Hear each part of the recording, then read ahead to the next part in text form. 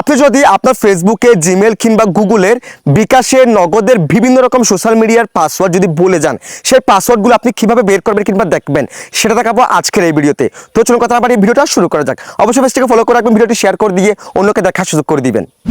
শুরুতে আপনারা চলে যাবেন আপনাদের ফোনের সেটিংসে, এরপর একটা স্ক্রল করবেন। স্ক্রল করার পর এখান থেকে প্রাইভেসি অপশনে ক্লিক করে দিবেন। প্রত্যেকটা ফোনে কিন্তু এই অপশনটা থাকবে।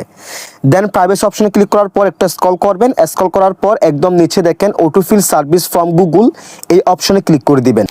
দেন এখান থেকে গুগল পাসওয়ার্ড ম্যানেজার এই অপশনে ক্লিক করে দিবেন। এরপর দেখেন এখানে আপনার ফেসবুক, জিমেল, আপনার বিকাশ, নগদ, টুইটার, ইনস্টাগ্রাম, আপনি যতগুলো অ্যাকাউন্ট খুলে রেখেছেন আপনার ফোনে, যতগুলো অ্যাকাউন্ট আপনি খুলে পাসওয়ার্ড দিয়ে রেখেছেন, প্রত্যেকটা অ্যাকাউন্ট কিন্তু এখানে শো করবে। আপনি এখানে স্ক্রল করে এখানে দেখে নেবেন।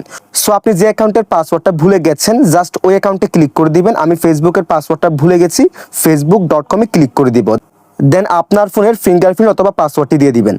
এরপর দেখেন এখানে আপনার ফোনে যতগুলো ফেসবুক অ্যাকাউন্ট আছে, প্রত্যেকটা ফেসবুক অ্যাকাউন্ট কিন্তু এখানে শো করবে। আপনি যে অ্যাকাউন্টের পাসওয়ার্ডটি ভুলে গেছেন, জাস্ট এখানে ছোক অপশনে ক্লিক করলেই কিন্তু সেই অ্যাকাউন্টের পাসওয়ার্ডটি খুব সহজে দেখিয়ে দিবে। That's it.